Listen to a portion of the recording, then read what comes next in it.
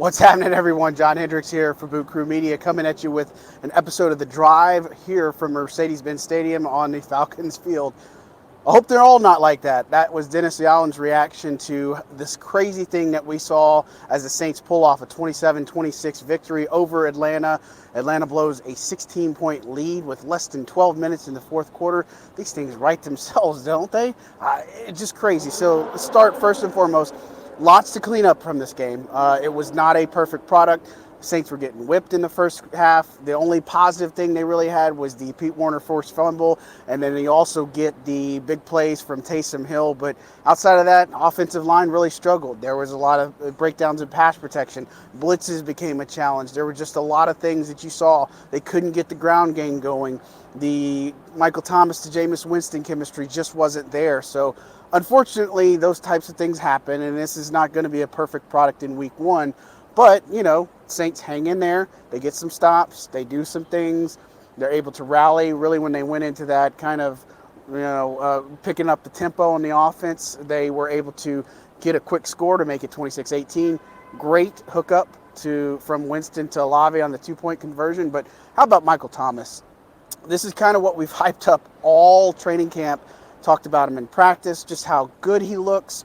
This is the type of thing that we were expecting. And again, was not a perfect product, but it's only going to get better from here. So really, when you look at that, Michael Thomas, 2 touchdowns today, really good day for him. Jameis Winston, obviously had a really good touchdown. But I think when you look at offensively, Jarvis Landry is the guy that you really can't ignore here. First game with the Saints, goes over 100, makes the big play at the end of the team's last final offensive drive.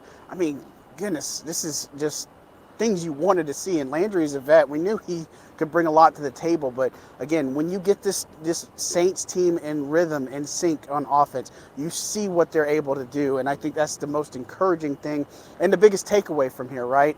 And so things are going to be, again, painful to watch. Dennis Allen saying afterwards, there's a lot of things that they're going to not like on this tape. And people are going to have some thick skin because of it. But Saints emerged with a big win in week one, shock Atlanta. I mean, Atlanta had this game in the bag, right? You've seen that plenty of times, but now certain levels of petty are going to come out. They tie the regular season series now 53-53.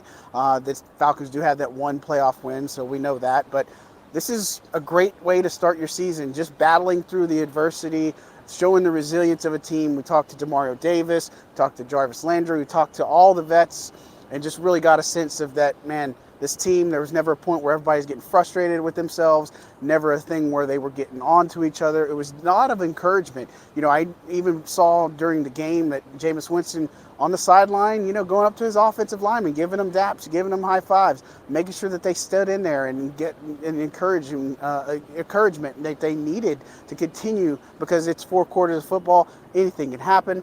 We've seen it all if you've ever followed the Saints. And, this was a crazy game, a wild one. Will Lutz missed the field goal early, bounces back, ends up making the big kick at the end. Peyton Turner seals it with the block at the end on Younghoe Koo. That's just how football goes sometimes. You've been on the wrong end of it. Sometimes you come out on the other side of it. But now the Saints are 1-0. This is probably gut reaction top 5 Saints game I've been a part of in the last 5-6 years.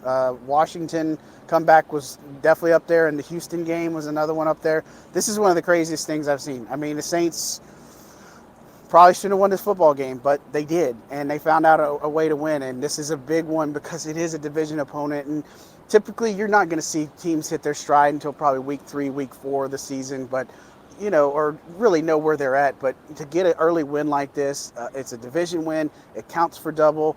Saints coming by, still won from Atlanta to win 27-26, and New Orleans is going to be all sorts of petty after this one. It's a good time if you're in New Orleans. It's not going to be a good time if you're in Atlanta for sure. But that's a quick rundown from Atlanta as the Saints win big over the Falcons. I don't know what else to say. Just like Michael Thomas and how he performed today, just kind of speechless, right? I'm John Hendricks for Boot Crew Media. Thanks for tuning in to another episode of The Drive. Be sure to check out all the written work I have over at Saints.media, along with Kyle T. Mosley and the group there. Plenty to break down from this game. We'll be back on Monday to talk more Saints football. Thanks, guys.